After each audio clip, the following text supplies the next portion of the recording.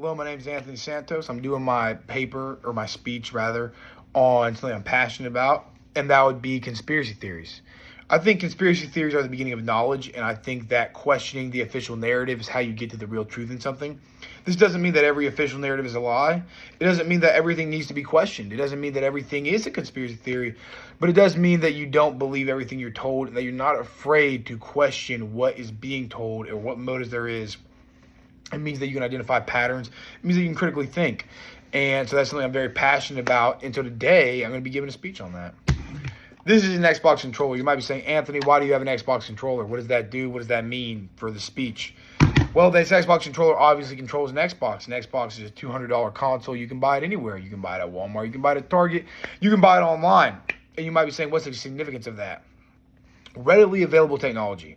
What if I told you the United States government would have you believe that everyone, and the rest of the world would honestly have you believe that we left the planet, went through a radiation belt strong enough to kill any living being, landed on the moon, sang Kumbaya by the fire there for a bit, played golf, planted a flag, jumped around, got on a little, shuttle, and flew all the way back in 1969.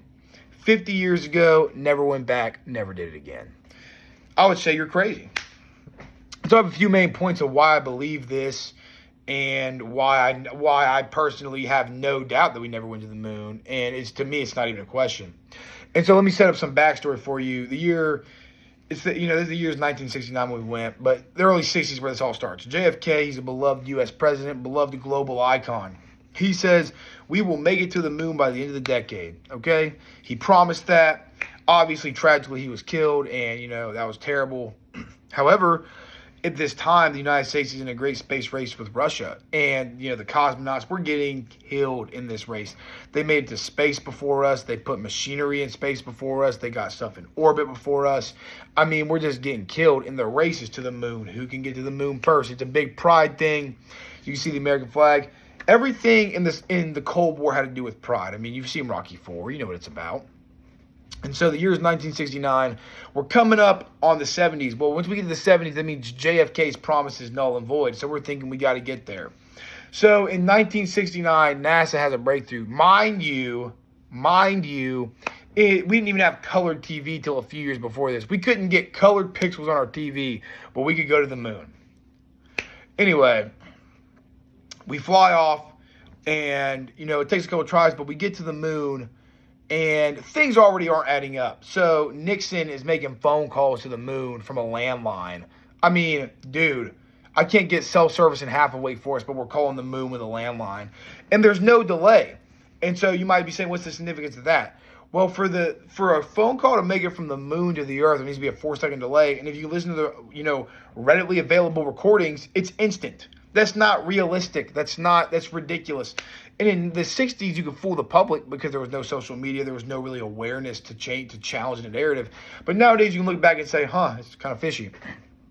The second point I would make, and this is just, very obvious. We've just never gone back. And you might say, well, it's expensive and there's no reason to go back.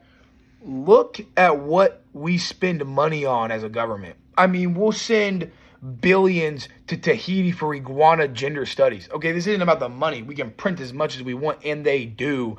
The Federal Reserve will print money for whatever they need.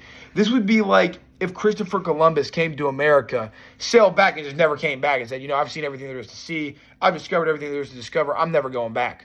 You say, why would you do that? You don't know that. You don't know that you discovered everything. You don't know that. Nope, we've decided. We went. We saw it all. We're back. We're never returning. That's preposterous. There's no other example of that really in anything else. Speaking of no other example of that in anything else, and this is all public information. Okay, you can go to the CIA archives, you can go to Wikipedia, you can do whatever. They say the audacity of these people. They say that we lost the official recordings of the greatest achievement in the history of mankind.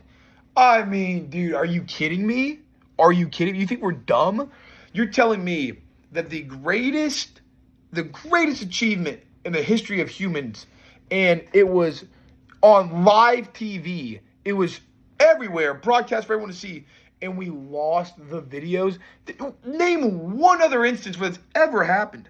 Ever. You couldn't name one where there's an achievement of this scale, of this notoriety, of this importance, where every single original recording was lost. It's a joke, okay? And then this brings me to the last thing, which is, this might be even worse than what I just said.